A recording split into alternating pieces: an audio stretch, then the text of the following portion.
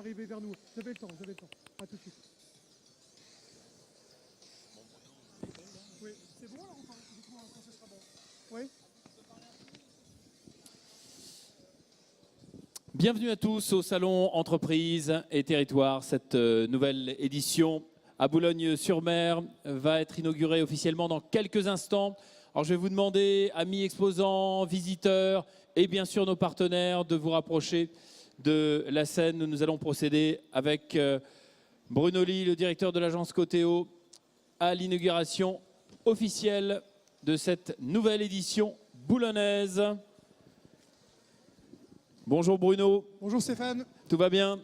Tout va bien, je vous dirai ça en fin de journée. La forme des grands jours? On verra l'ambiance en fin de journée. En tout cas, ça se présente bien. Je vous propose de nous rejoindre, s'il vous plaît, le plus proche possible. Merci de vous rapprocher de la scène, parce qu'on attend encore 2500 personnes, donc il faut faire de la place pour tout le monde. Bonjour Isis. Allez, venez le plus proche possible de la scène, et puis on peut d'ores et déjà appeler sur la scène les élus qui sont parmi nous de nous rejoindre. Donc je vois Monsieur Petit de la Terre de Decap, venez avec nous. N'hésitez pas, les élus, les partenaires d'entreprises et territoires, vous êtes les bienvenus sur scène avec nous. Le premier d'entre eux, des élus, le président Frédéric Cuvillier, qui est avec nous, qui était au café déjà, tranquillement. En même temps, Monsieur Cuvillier est chez lui. Voilà. Et puis à force de dire que c'est un salon convivial, voilà, nos invités en profitent. Président, rejoignez-nous si vous êtes là. Ah ben voilà. Voilà, Monsieur Leroy, aussi le vice-président de la CCI, venez nous rejoindre. Monsieur Petit. On peut peut-être aussi appeler en même temps Arnaud Delabrosse du réseau RECO, Alexandre Tribolet aussi, ouais, de la région. La région de France. Alors si nous avons des élus communautaires, des élus départementaux, régionaux qui nous rejoignent pour la petite photo d'ores et déjà. Approchez-vous, s'il vous plaît, ça nous ferait plaisir. Et vous pouvez, voilà, les jeunes, Grand Littoral TV. Allez, approchez-vous. Olivier Ramon, le directeur de Grand Littoral TV. Grand Littoral Olivier, TV. Voilà. Montre l'exemple, Olivier. Ouais, mais c'est bon, il a eu sa pub. Approche-toi de la lumière. Olivier, c'est un maître pour nous tous. Bienvenue, Olivier, ici. Voilà, rapprochez-vous. Arnaud, viens avec nous, s'il te plaît. On va peut-être aussi d'ores et déjà appeler nos partenaires qui nous suivent, alors pour certains depuis de très nombreuses années, et en tout cas qui ont renouvelé leur participation pour cette année, parmi lesquels le groupe Bessie. Donc si William est avec nous, cette phrase-là, je l'ai citée souvent. Si William, et William est toujours avec nous. Bienvenue William. Le groupe Cap Sécurité également. Donc si Laurent ou d'autres représentants du groupe Cap Sécurité qui montent avec nous. On a aussi le groupe Habitat 6259. Alors je sais que Éric Baheux, un de ses directeurs, nous rejoint dans quelques minutes, et Stéphane Maillet, son président que j'ai eu encore hier soir par téléphone, va essayer de passer, mais il y avait un conseil de surveillance. La Poste. Alors la Poste, Monsieur Bétremieux, je l'ai aperçu tout à l'heure, donc venez nous rejoindre, Monsieur Bétremieux, directeur départemental de la Poste. Fidèle parmi les fidèles. La région de France, on les a cités. La semaine dans le Boulonnais. Donc David, je sais que tu es parmi nous. David est là. Voilà, il voulait déjà qu'on prenne une bière tout à l'heure. Je dis non, David, c'est beaucoup trop tôt. David Guévard, donc la semaine dans le Boulonnais, mais pas que. Viens avec nous, David, s'il te plaît. Le groupe Nord Littoral. Le groupe Nord Littoral, voilà, le réveil de Berck, les échos du Touquet. Enfin, on ne les cite pas. Hein, je crois qu'il y a combien de titres? 10, 12 titres dans l'Artois aussi. Hein, voilà, c'est assez tentaculaire. Kiloutou, nouveau partenaire 2018, Jean-Marc Picard, grand golfeur devant l'éternel. Le groupe Eiffage aussi. Alors, je sais que Benoît Tellu nous rejoint, mais il y a aussi Eiffage Route, Dominique Dissot. Comme il y a eu plein de messages d'amour en début d'année en disant Bruno, nous serons toujours là avec toi, ça me semblait important que vous soyez là, Dominique, Eiffage. Je voulais aussi remercier la société de Spencer parce qu'ils font voilà, à chaque fois avec le patron en régie. Voilà. Oui, donc s'il y a patron. du Larsen, s'il y a un problème technique, vous pourrez directement aller voir le patron. Il est assis le patron, hein, mais il est là, Richard. C'est très sympa. Grand Littoral, on va faire monter donc Olivier si Olivier est encore là. Il est déjà sur la scène, Olivier Ramon. Voilà. Grand Littoral TV. Et puis nous avons aussi un partenaire cette année qui est Bipub. Donc si Nicolas de Bipub est là, eh bien, qui nous rejoignent aussi. Voilà, nous sommes au complet. Nous allons demander aux 3 ou 4 intervenants, ils sont peu nombreux, hein, d'être très courts de manière à ce que nous tenions le délai, parce qu'à 10h30, ici, on a un salon inversé, donc on rappelle le principe, c'est 15 sociétés, collectivités qui ont accepté de recevoir facilement, gratuitement, sans rendez-vous, les prestataires locaux, donc les exposants et les visiteurs. Et j'ai quand même envie de vous les citer, Stéphane, parce qu'ils ont eu la grande gentillesse d'accepter. On a l'association Chartreuse de Neuville, parce que les projets là-bas sont importants. On a aussi Boulogne-sur-Mer Développement Côte d'Opale, qui sera représenté par Catherine Druon. On a Bouygues TP, Calais-Port 2015, donc on ne présente plus le chantier qui est commencé, mais qui n'est pas terminé, et qui recrute encore des entreprises, avec Yann Goguet, la CCI Hauts-de-France, et l'acheteuse de la CCI Hauts-de-France qui s'appelle Adeline Vendrome. Donc la CCI également donne beaucoup d'ordres financiers. Cœur de Vie qui sera représenté par François. Monsieur le sous-préfet est là. Alors monsieur le sous-préfet, je ne veux pas dire sous les applaudissements, de peur de... Voilà monsieur le sous-préfet qui arrive. Voilà, super.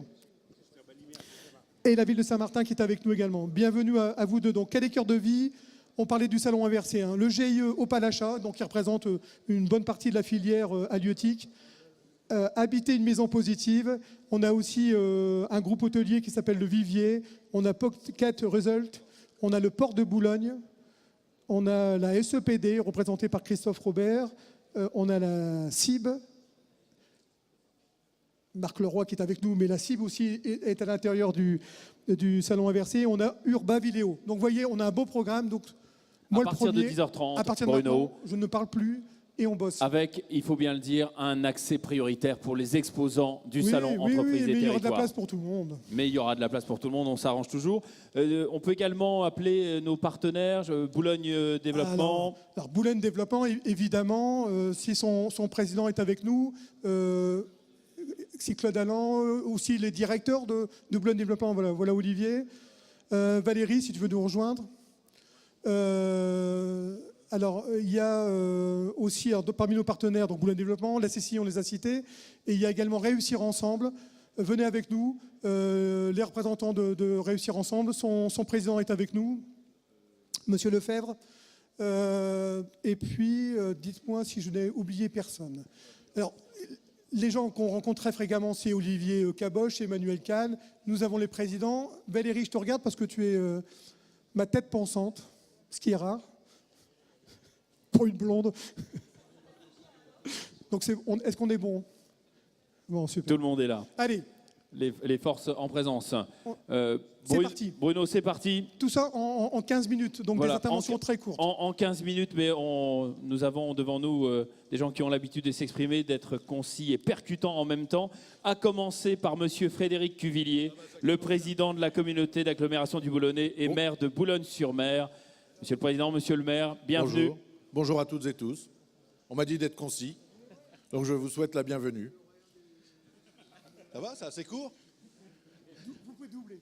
On peut poursuivre. Non, c'est très important de pouvoir se retrouver dans le cadre de ce salon qui est incontournable et qui permet aux acteurs économiques d'abord de se faire connaître, d'être en relation et puis aussi d'avoir l'actualité de ce qui se passe sur le territoire, de la mobilisation de tous les acteurs. Ils sont nombreux, ils sont derrière, ils sont devant et d'avoir ce contact direct qui permet de démontrer combien le territoire de la Côte d'Opale, et particulièrement du Boulonnais, est un territoire dynamique. Voilà, ça donne confiance, et ça donne confiance en l'avenir. Donc bravo à tous, puisqu'on sent que ces derniers temps, il y a quand même des signaux qui sont annonciateurs de belles nouvelles, des investissements et des impulsions conjuguées. Pour l'attractivité du territoire que vous défendez. Et ce ne sont pas que des mots, monsieur le maire, puisque vous nous avez apporté des images que nous allons tout de suite regarder.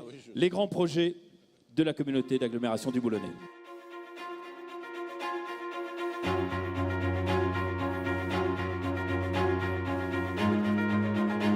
Dans un contexte compliqué pour les territoires, où ceux-ci prennent de plus en plus de compétences, alors que les dotations de fonds publics se raréfient, nous aurions pu ne pas oser, nous aurions pu nous renfermer, nous aurions pu rester spectateurs. Au contraire, 2017 fut une année de détermination, d'engagement et de volonté pour préparer l'avenir. Les décisions d'investissement d'aujourd'hui permettent de lancer des projets qui faciliteront la vie des habitants du Boulonnais demain. Ils préparent l'avenir de ce territoire, son caractère agréable à vivre et son attractivité. Ces investissements soutiennent aussi l'activité économique locale. Chaque euro dépensé dans ces grands projets et dans les projets du quotidien est créateur d'emplois directs et indirects. C'est l'exemple de l'extension de Nausicaa. On pense d'abord aux emplois créés durant la réalisation du chantier, mais on pense surtout aux emplois et aux retombées sur toute l'économie locale grâce aux millions de visiteurs attendus. Au-delà du projet lui-même, durant 2 ans, le chantier de Nausicaa a suscité un énorme engouement. De nombreuses opérations et visites de chantier ont été organisées par la CAB avec les scolaires, les commerçants, les entreprises, les professionnels du tourisme. Une belle opération de promotion et de notoriété pour le Boulonnais qui va inévitablement s'amplifier avec l'ouverture prévue en mai prochain. On a l'impression d'être plongé dans l'océan, c'est vraiment ça. On n'est plus sur terre, on est dans la mer. C'est vraiment un chantier de démesure. On a un outil qui est magnifique et qui plaira à notre clientèle habituée et à une nouvelle clientèle. Ça nous aidera à aller chercher peut-être une nouvelle clientèle que l'on n'avait pas, qui était peut-être un peu frileuse, qui ne connaissait peut-être pas la région et qui, avec un outil comme celui-ci, et avec d'autres d'ailleurs, nous permettra d'aller conquérir de nouvelles parts de marché. Au-delà de l'emblématique Nausicaa, le Boulonnais prépare son avenir en misant sur le numérique. Après le lancement de Boulogne Urban Data, le hackathon Mer et Océan prend de l'ampleur. La présence du Smart Living Lab au printemps dernier démontre la volonté du territoire de se tourner vers l'agglo du futur. Préparer l'avenir, c'est être résolument tourné vers l'innovation. Les énergies durables, c'est regarder la mer comme une formidable opportunité de développer la croissance. L'escale de l'Energy Observer, venu saluer les initiatives boulonnaises en matière de développement durable, thalassothermie, études marémoteurs, navettes électriques, réseaux de chaleur, démontre de l'avancée de notre agglomération dans ce domaine. Le Boulonnais sera attractif et agréable à vivre avec ses nouveaux grands équipements sportifs, culturels et touristiques. Les nouveaux aménagements pilotés par la ville de Boulogne, en plein cœur d'agglomération sur la zone République Éperon, avec l'arrivée d'investisseurs tels que la thalassothérapie, la serre tropicale, le cinéma, donnent le coup d'envoi d'un nouveau dynamisme, d'une nouvelle attractivité économique et touristique pour toute l'agglomération. Quand on a vu l'emplacement, il est juste phénoménal puisqu'on sait qu'on va être sur des étages suffisamment élevés pour avoir une vue très dégagée. Et tous les projets qui sont autour de ça, le dynamisme, effectivement, Monsieur le Ministre, il est communicatif. On l'a vu ce matin, les projets comme le bowling, comme la serre papillon, le palais des congrès, tout ça a un vrai sens. Cette dynamique, amplifiée demain avec le projet de la salle de spectacle Palais des Congrès, conforte la volonté de la CAB de développer l'attractivité touristique et apporte de la cohérence aux projets menés par l'agglomération. Extension de Nausicaa, développement de la plaisance et des croisières.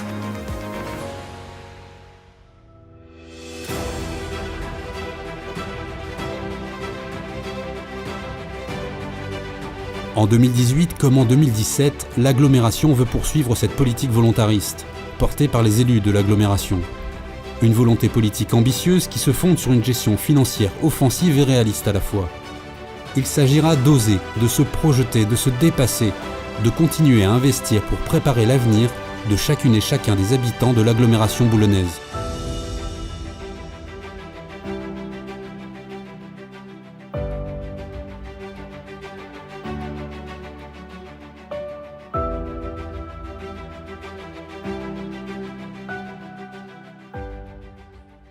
Voilà, ça mérite quand même quelques applaudissements. Ça donne envie.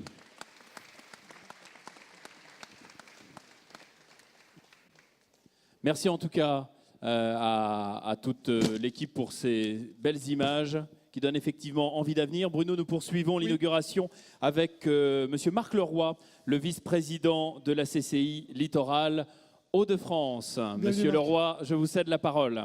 Merci beaucoup.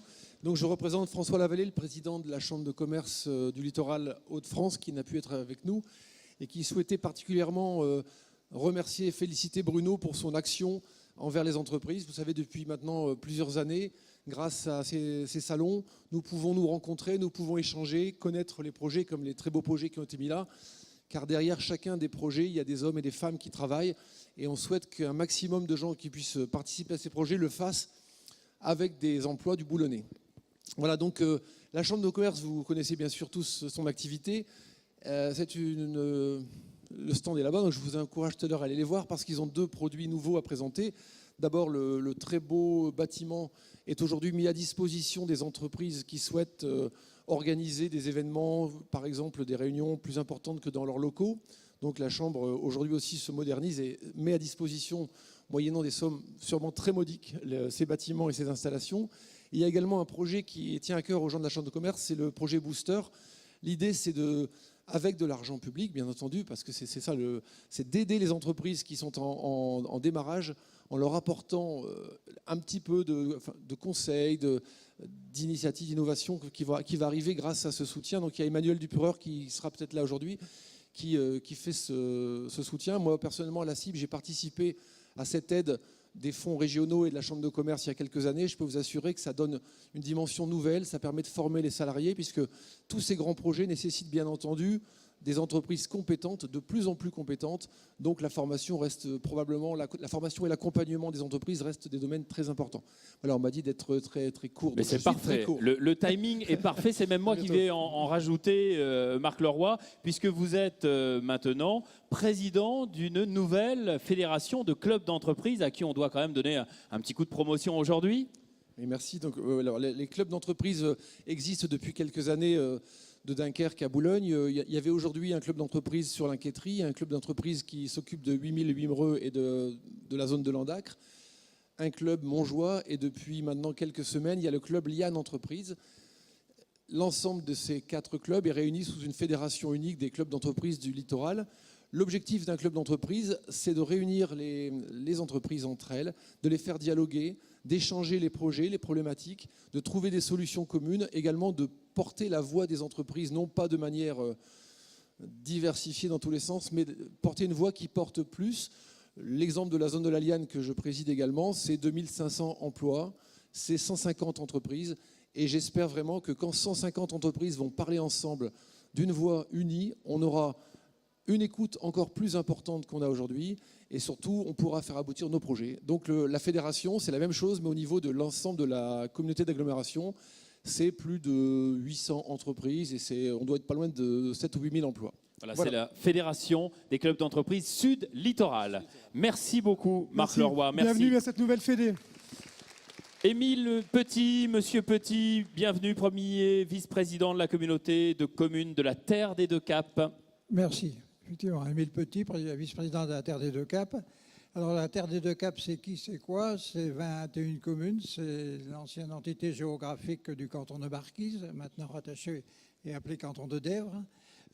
C'est aussi 22 000 habitants en permanence, c'est aussi avec sa zone touristique à environ 30 000 habitants l'été. Je suis ici surtout pour le développement territorial. Notre entité étant formée, je dirais, de 3 entités bien distinctes avec le bassin carrier de Marquise, qui est le bassin industriel, les monts et vallons bocagers qui sont au sud, et puis un peu la zone touristique avec les 5 communes qui font partie du grand site des Deux Caps. Notre zone d'activité est basée sur un territoire de 21 hectares. 6 hectares ont été viabilisés dès 2006. Ça a connu un démarrage un petit peu avec une certaine lenteur. Nous avons quand même aujourd'hui 6 hectares occupés à 90%. Il nous reste 13 000 m² de terrain, dont un investisseur est sur le projet, donc qu'elle devrait être complètement habitée. Nous avons viabilisé une nouvelle tranche de 5 hectares qui se termine les travaux de viabilisation cette semaine. Nous avons déjà sur cette zone plusieurs entreprises qui sont installées, notamment BDM, qui est une entreprise qui fait du travail de précision, qui travaille pour l'exportation aussi. Nous avons un atelier de placopade, qui est un artisan. Nous avons un autre atelier qui est en construction, c'est-à-dire à tout planète, un monsieur qui avait choisi Marquise pour s'implanter, bien qu'il habite Ardres, et qui a depuis 4 ans embauché 5 personnes. Nous avons un cabinet médical porté par 2 chirurgiens dentistes qui démarrent aussi les travaux. Et sur ces 5 hectares, on peut dire aujourd'hui que nous avons des contacts, et nous espérons à la fin de l'année avoir tout bouclé. Bon, il nous reste aujourd'hui 11 hectares à aménager, qui seront de l'autre côté, côté sud. Nous avons voulu privilégier cette zone d'activité, puisque la pénétrante, la départementale, c'est l'entrée sur le grand site des Caps, que les parties latérales de chaque côté de la départementale soient réservées au commerce et au tertiaire, et les activités industrielles un peu plus vers l'arrière. Dans le domaine économique, on parle aussi, nous avons du tourisme pour le domaine économique. Nous avons 2 sites particuliers sur la terre des deux caps, qui sont la forteresse de Mimouillec, hein, que certains d'entre vous peuvent connaître, hein, qui est aujourd'hui en cours de réaménagement, où la commune investit 410 000 euros, mais grâce à l'État, monsieur le sous-préfet, concernant l'accessibilité sur le parking, puisque la propriété de la forteresse fait partie du conservatoire des sites du Nord-Pas-de-Calais. Et nous avons le site Caplande, qui est la vue du paysage des trois entités que je vous ai définies tout à l'heure. Pourquoi nous sommes ici? Parce que nous avons adhéré l'année dernière, la première fois, au salon Côté Ouakhalé.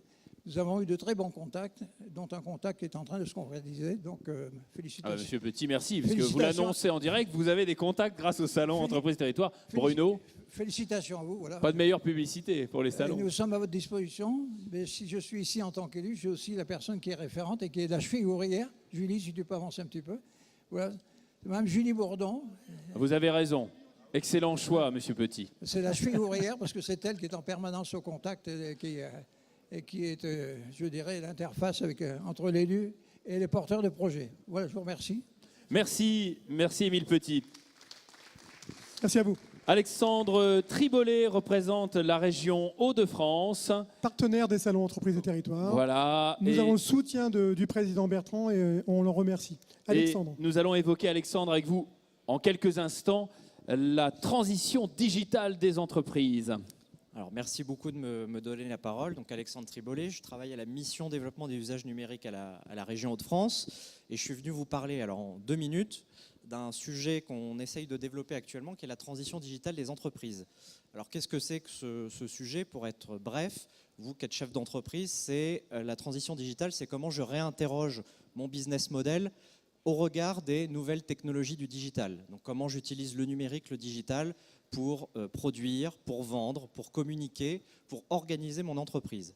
Donc ça, c'est un sujet qui est en développement actuellement et qui a un enjeu très important pour les entreprises, puisque aujourd'hui, les entreprises qui mènent une transformation digitale accomplie avec succès, c'est potentiellement plus 40% de chiffre d'affaires pour une entreprise. Donc c'est un facteur de développement. Pour certains secteurs d'activité, c'est même parfois des facteurs de survie. Et donc, c'est un sujet que la région souhaite adresser. Très rapidement, les actions qu'on essaye de mener, c'est 4 types d'actions pour lever un petit peu les freins que rencontrent les chefs d'entreprise sur le sujet. Le premier, c'est celui pour lequel je suis là aujourd'hui, c'est sensibiliser les entreprises à cette thématique. Mettre en avant le fait que c'est important pour le développement de l'entreprise et pour son avenir. Donc on a toute une série d'actions de sensibilisation, participation à des salons, animer des ateliers, etc. Le deuxième, et là on est au cœur du sujet, c'est généralement un sujet qui fait peur. Et donc il y a besoin d'accompagner l'entreprise dans sa transition digitale. Et là-dessus, on travaille en partenariat avec notamment les CCI, enfin la CCI et la CMA Hauts-de-France. À travers justement le plan Booster, on a créé une brique d'accompagnement pour les entreprises sur le digital. Donc ça, c'est quelque chose, c'est un outil qui peut être utilisé d'ores et déjà par les entreprises. On travaille également avec d'autres partenaires sur ce sujet. Le troisième, c'est le financement de ces projets. Certains projets de digitalisation sont des projets qui coûtent très cher et qui sont très difficiles à financer, notamment auprès des banques. Donc on travaille également sur des dispositifs d'accompagnement. Et puis le dernier volet, c'est tout ce qui est lié au métier du numérique. Aujourd'hui, en Hauts-de-France, on a entre 500 et 3000 emplois par an qui ne sont pas pourvus dans la filière du numérique. Et donc on travaille avec les entreprises, avec le domaine de la formation, à augmenter les capacités de l'appareil de formation en Hauts-de-France. Et par exemple, sur le territoire, on travaille avec Cap Numérique sur cette thématique. Donc voilà très brièvement le sujet de la transition. Merci digitale. beaucoup Alexandre, vous êtes là toute la journée pour renseigner évidemment toutes les entreprises Merci Alexandre qui seraient et intéressées. saluez pour nous s'il vous plaît le président. Et nous terminons avec Arnaud Delabrosse du réseau Entreprendre. Oui, parce qu'il y a des projets, mais après il faut Oui, du oui. financement. Et, Voilà. et je crois qu'il y a des bonnes nouvelles, Arnaud. Et il y a des bonnes nouvelles pour ceux qui ont besoin d'argent. Tendez l'oreille. Exactement, il y a des très bonnes nouvelles. Bonjour à tous. Je m'appelle Arnaud Delabrosse, je dirige le réseau Entreprendre. Je vais commencer par remercier Coteo et en particulier Bruno pour son accueil bienveillant et chaleureux, systématique. Et puis moi j'ai un petit mot à vous dire, rapide, parce qu'on va en le faire court. J'imagine que vous connaissez tous le réseau Entreprendre. On est un réseau de 115 chefs d'entreprise. Sur la Côte d'Opale, notre rayon d'action va de Dunkerque jusqu'à Berck en passant par Saint-Omer. Et nous, notre mission, c'est d'accompagner et de financer notre mission historique, c'est d'accompagner et de financer des créations et des reprises d'entreprises. Donc on accompagne via des chefs d'entreprise des projets pendant au moins 2 ans, des porteurs de projets, et surtout on finance des créations et des reprises jusqu'à à peu près 100 000 euros. La grande nouveauté du réseau, c'est qu'on est capable maintenant, avec des fonds particuliers, alors il y a plusieurs programmes qui sont adaptés à chaque structure, je ne vais pas rentrer dans le détail, mais on est capable d'aller accompagner et de financer des structures qui existent déjà, n'importe quelle structure de la Côte d'Opale, et qui souhaitent se développer. Et pour ce faire, on a évidemment des équipes de chefs d'entreprise qui vont accompagner les porteurs de projets, mais on est surtout capable de financer via des prêts d'honneur jusqu'à 400 000 euros. Voilà. Donc c'est une vraie révolution pour le réseau. Ça peut être potentiellement une vraie révolution pour les entreprises de la Côte d'Opale. L'idée, c'est vraiment qu'on puisse tous ensemble aider les structures à s'agrandir grâce à notre réseau et grâce à nos fonds. Et on a de l'argent, donc autant que les structures de la Côte d'Opale en profitent. Voilà, je m'arrête là. Si vous avez des projets et si vous souhaitez venir nous voir, nous en parler, alors soit si vous avez des projets de reprise, de création ou de développement de votre structure, ou si vous êtes un chef d'entreprise et que vous souhaitez adhérer au réseau, on vous attend avec grand plaisir. On vous présentera tout ça avec Karine qui est juste là et qui prend des petites photos. On est sur un stand au bout du salon et on vous attend avec grand plaisir. Merci à Arnaud. tous. Arnaud Delabrosse, réseau Entreprendre. Alors, Stéphane. Oui, Dans- une petite cerise sur le gâteau Ouais, inaugural. attention, Allez. Parce que j'ai chuchoté, enfin, non, c'est David Guévard qui avait d'abord chuchoté à l'oreille du maire, qui lui a dit, Monsieur le Président, j'ai 3-4 questions. Attention, il faut que ce soit direct. Donc 3-4 questions au Président, mais une interview... Voilà, mené donc par David Guévard, qui est le directeur général du groupe Nord Littoral. Vous êtes d'accord, Monsieur le Président? L'interview vérité, ça vous convient? En live? J'espère que ce sera une interview vérité, ça dépend de lui en fait, hein, ça ne dépend pas de moi. Bien connu que les journalistes disent toujours la vérité. Non, Hein? l'idée, c'était pas de présenter notre groupe de médias, mais qui est un groupe qui fait de l'information et donc plutôt d'essayer d'aller en chercher. Alors, monsieur le maire, on a plusieurs. Donc, on a vu un film de communication autour de Boulogne. Parlez-nous d'abord de l'Éperon, les grands projets qui vont structurer Boulogne. Aujourd'hui, il y a pas mal de travaux entre la ville et le port. C'est quoi ce grand projet qui vous tient à cœur? C'est l'attractivité touristique, c'est l'économie touristique, c'est l'emploi touristique, c'est l'image d'une région, d'une ville. Et il se construit quoi en fait? Alors, en 2 ans, dans 2 ans, ce que vous voyez aujourd'hui ne sera plus, parce que vous allez avoir, hier nous avions une réunion très très importante avec les investisseurs du groupe de thalassothérapie, Prévital, qui sont en train de boucler le financement. Un groupe de thalasso, 2 hôtels, un 4 étoiles et un 3 étoiles au bout de l'Éperon. Alors l'Éperon, c'est la gare maritime, parce que personne ne sait vraiment ce qu'est l'Éperon. Nous, on parle de l'Éperon. Eh bien, maintenant, on va connaître l'Éperon parce que le Palais des Congrès et salle de spectacle s'appellera l'Éperon. Donc du Ce tourisme. sera juste à côté. On est sur du tourisme haut de gamme. Haut de gamme, mais aussi accessible, puisque vous aurez des équipements qui nous manquent. La salle de spectacle, ça fait 20 ans qu'on en entend parler et 20 ans qu'on ne la fait pas. Eh bien, nous allons la faire, et c'est d'ailleurs une des conditions pour lesquelles l'investisseur privé vient. C'est justement parce qu'on va pouvoir organiser, comme nous le faisons aujourd'hui, dans des conditions qui seront meilleures. Nous allons organiser des séminaires, des forums, des colloques. Et aujourd'hui, au-delà de 300 personnes, on ne peut pas accueillir, ni en hôtellerie, mais ni en conditions d'accueil et de réception. Alors avec des investisseurs privés, on a bien compris. Il y a un autre projet qui a été déjà bien présenté dans les colonnes des journaux, notamment la semaine dans le Boulonnais, mais comme tout le monde ne le lit pas ici, on va en reparler un petit peu. C'est un projet entièrement privé qui prévoit de bâtir une marina à l'autre bout du port, donc un quartier résidentiel pour accueillir et des touristes et puis des résidents permanents. J'ai toujours pas compris si vous étiez favorable à un tel projet ou pas. Alors, vous allez le comprendre, je suis totalement défavorable à ce qui a été présenté par un groupe de lobbyistes qui aurait... Et investisseurs. Non, pas d'investisseurs, parce qu'il n'y a justement pas d'investisseurs. Et ceux qui font des conférences de presse pour annoncer des projets qui n'existent pas, qui ne sont pas financés, où il y a quelque chose comme 18 000, une nouvelle ville de 18 000 personnes, en faisant disparaître un port de commerce, en oubliant que c'est une concession du Conseil régional, que c'est du domaine maritime portuaire, qu'il faut le déclasser, qu'il y a des entreprises qui travaillent sur un port de commerce, qu'il y a des ouvriers, qu'il y a des perspectives de développement de l'ensemble des du transport maritime, c'est un pur délire. Il faut développer ce que nous faisons. Alors, pour être clair, nous avons lancé un appel à projet pour développer la plaisance. Et lorsqu'on fait un appel à projet, ce serait bien que ceux qui y répondent avant se tournent vers ceux qui financent, plutôt que de faire des conférences de presse pour essayer de forcer la main et d'obtenir la décision. Et dans cet appel à projet, plusieurs groupes d'architectes, d'investisseurs et d'urbanistes ont répondu sur comment développer la plaisance. Eh bien, on développe la plaisance à partir de la complémentarité touristique, c'est-à-dire en cœur de portuaire, en cœur d'urbanisme, en cœur commercial. Et nous avons le projet de développer la plaisance. C'est en train de se faire bassin Napoléon. Si vous y passez, vous verrez qu'il est vide parce que nous sommes en train d'augmenter d'une centaine d'anneaux de plaisance. Nous allons le faire, et vous avez peut-être vu la SEPD, c'est-à-dire l'exploitant du port, a enlevé les passerelles qui étaient du côté de la gare maritime. Lorsqu'on est quai Gambetta, on le voit. Ça va être pour pouvoir poursuivre le développement de la plaisance. Mais non, il ne faut pas faire rêver avec des choses qui ne se feront jamais. Il faut être concret. Moi, quand j'annonce des choses, on les voit 2 ans après. Si vous voyez des grues, c'est parce que ce que j'ai annoncé était financé et certain. Alors on poursuivra, les journalistes ne manqueront pas de revenir vous voir.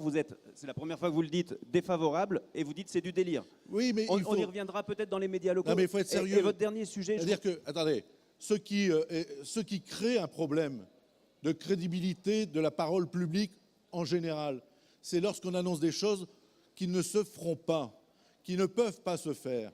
Et là, non seulement ça inquiète les entreprises qui sont sur Capécure, quand elles voient un projet de marina, comme on les faisait dans les années 60 ou 70 du siècle dernier, sans savoir s'il y a d'ailleurs un véritable marché de développement de la plaisance. Non, ce qu'il faut, c'est véritablement créer de l'activité économique autour du développement de la plaisance, mais pas des vieilles lubies comme on faisait dans des ports de la Côte d'Azur, en créant des villes nouvelles. Enfin, si vous voulez faire Villeneuve-Loubet à Boulogne, ce sera sans moi, tout simplement. Parce que Capécure, c'est pas la marina de demain. C'est pas vrai. Ça ne peut pas exister. Capécure, c'est le premier centre européen de transformation de produits de la mer.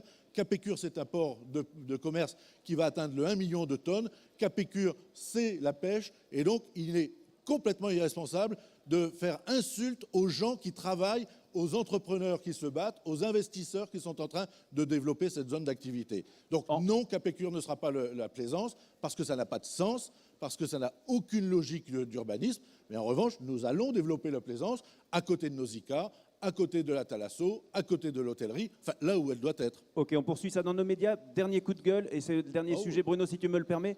Vous semblez être en colère en ce moment contre les grosses zones commerciales autour des agglomérations, et notamment Boulogne, parce que vous avez envie de relancer le commerce de centre-ville. C'est comme ça qu'on a l'impression de le lire à travers vous. Il y a quand même beaucoup d'emplois en périphérie de Boulogne. Vous opposez l'un et l'autre? Non, je n'oppose pas l'un et l'autre. Le développement, ça a été dit, Marc Leroy à l'instant l'a dit, il y a des zones d'activité commerciale et tout le commerce ne peut pas se faire en centre-ville. Mais en revanche, tout le commerce ne doit pas se faire en périphérie. Donc il y a le commerce de proximité qu'il faut soutenir et faire attention à ce que des grands projets destructeurs des centres-villes n'amènent pas à une crise telle que nous la connaissons. Mais aujourd'hui, dans les villes moyennes, où les commerçants, ceux qui ont des initiatives, ne peuvent même plus investir dans les centres-villes. Donc vous bougez pour le commerce de centre-ville en ce moment, c'est votre grande action du moment. Il faut, par exemple, vous avez un certain nombre de commerces de meubles, commerces d'électroménager, etc., qui n'ont rien à faire en centre-ville. Mais vous avez des commerces qui, eux-mêmes, font vivre le centre-ville, qui n'ont leur place que dans le centre-ville.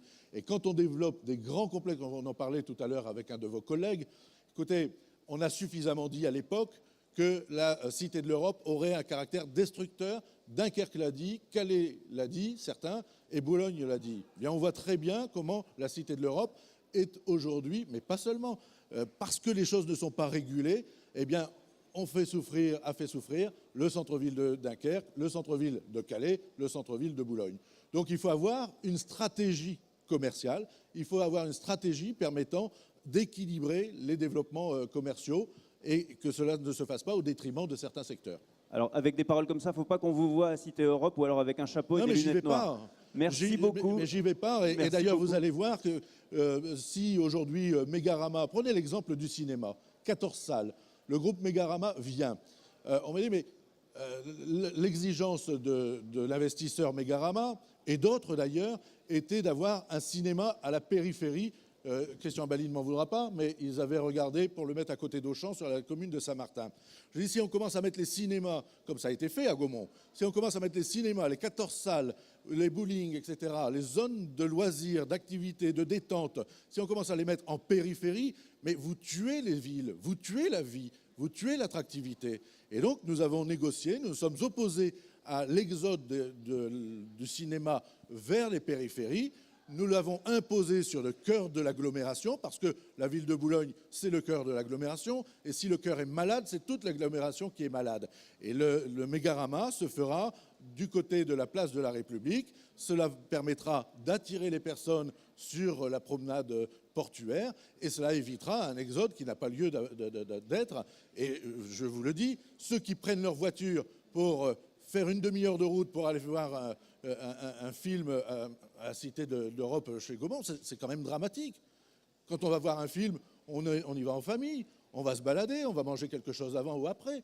Mais on est quand même dans une conception de l'organisation de la vie qui est incroyable. Donc remettons du cœur, remettons de la vie, remettons le plaisir d'être ensemble, du loisir, de la découverte, mais remettons les choses à leur place. C'est ce que nous allons faire. Merci, je rends le micro, moi. Merci David Merci à Guébert, vous deux. merci beaucoup. Merci beaucoup. Allez, Bravo. restez avec nous s'il vous plaît, Président, et tout le monde d'ailleurs, tout le monde va être en photo avec vous. Hein, donc, La de toute façon, fameuse photo de groupe d'entreprise les et filles, territoire. notamment. Allez.